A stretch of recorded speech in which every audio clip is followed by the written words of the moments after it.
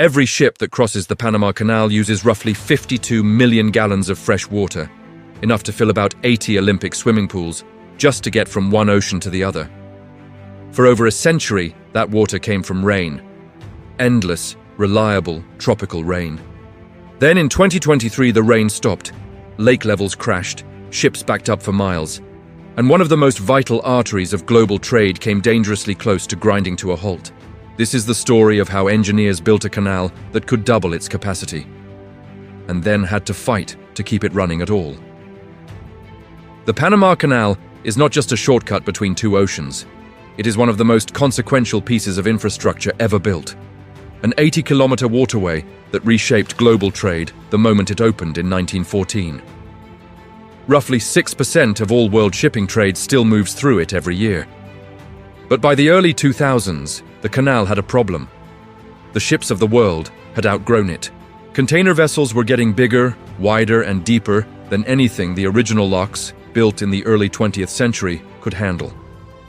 So in 2006, Panama's voters approved one of the most ambitious civil engineering undertakings of the century. A plan to build an entirely new set of locks, wide enough and deep enough to handle the giants of modern shipping, without shutting down the original canal for a single day of construction. To understand why this expansion mattered, you have to understand the scale of the original canal. When it opened in 1914, it was built to accommodate what became known as Panamax ships, vessels roughly 294 meters long, 32 meters wide, with a draft of about 12 meters. For most of the 20th century, that was more than enough. Shipbuilders quite literally designed their vessels around the canal's dimensions, but global trade doesn't stand still. By the 1990s and 2000s, shipping companies were building larger, more efficient container ships that could carry far more cargo per voyage, ships that simply could not fit through Panama's locks. These vessels were forced to take longer, more expensive routes, or use alternative ports. The canal that once set the standard for global shipping was starting to fall behind it. The solution engineers proposed was audacious. Build a third lane of locks, running parallel to the existing two, engineered from the ground up for what became known as Neo-Panamax or Neo-Panamax ships, vessels up to 366 meters long and 49 meters wide, capable of carrying up to 12,600 shipping containers, more than double what the old locks could handle. Construction began in September 2007 and continued for nearly a decade. The numbers involved are staggering. Crews excavated 74 million cubic meters of earth and rock. They poured roughly 5 million cubic meters of concrete, using 1.6 million tons of cement. Much of it a custom-engineered concrete mix, designed specifically to withstand decades of saltwater exposure and constant mechanical stress. Dredging crews moved over 7 million cubic meters of material to deepen and widen existing channels. At the heart of the new system are 3 massive locks on each end of the canal, Atlantic and Pacific, each about 1,400 feet long, engineered to raise and lower ships the height of an 18-story building, using nothing but gravity and controlled water flow. The lock gates themselves are feats of mechanical engineering in their own right, massive steel structures, some over 10 stories tall, each one taking roughly 4 minutes to open or close, moving with a precision that belies their enormous scale. The project wasn't without turbulence. In 2014, a dispute between the Panama Canal Authority and the international construction consortium building the locks, Grupo Unidos por el Canal, nearly halted the project entirely over cost overruns and financing disagreements. The two sides ultimately reached an agreement that kept construction moving, but it pushed the opening date back and added to what became a final price tag of approximately $5.4 billion. A 10-year effort from approval to completion. On June 26, 2016, the expanded canal opened to commercial traffic. The first ship to make the full transit was a Chinese container vessel named the COSCO Shipping Panama. It was, by any measure, one of the most significant infrastructure achievements of the 21st century. Here's what most people don't realize about the Panama Canal. It isn't just a ditch full of seawater. The canal operates using 2 enormous man-made lakes, Gatun Lake and Alajuela Lake, filled almost entirely by rainfall and river runoff. Every single time a ship passes through the locks, tens of millions of gallons of fresh water flow out of these lakes and into the ocean, never to be reused. It's a system built on the assumption of near-constant rain. Knowing this, the engineers who designed the new locks built in a critical innovation: water-saving basins. Each of the 6 new lock chambers is paired with 3 massive adjacent basins that capture and reuse a portion of the water during each lock cycle, instead of releasing it straight into the ocean.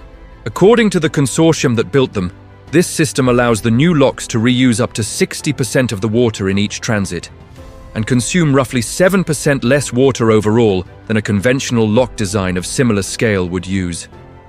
It was, at the time, one of the most sophisticated water conservation systems ever built into a piece of transportation infrastructure. But even brilliant engineering has its limits when the input, rainfall, simply doesn't show up. In 2023, Panama experienced a drought driven largely by the El Niño weather pattern. And it became, by some measures, the worst drought the canal had experienced since 1950. Gatun Lake, the primary water source for the entire canal system, dropped to critically low levels. By January of 2024, water levels had fallen nearly 6 feet below where they'd been the same month the previous year.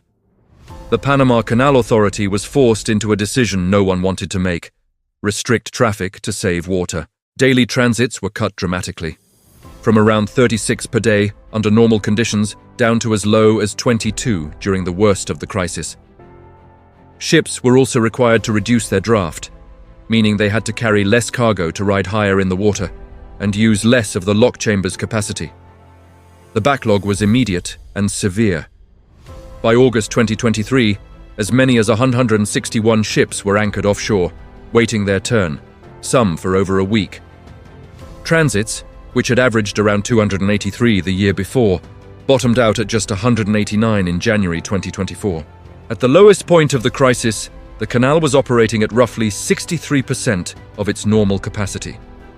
Shipping companies rerouted vessels around the southern tip of South America or through the Suez Canal instead, adding thousands of miles and days of transit time and driving up global shipping costs. It was a stark demonstration of a vulnerability that had been quietly building for years.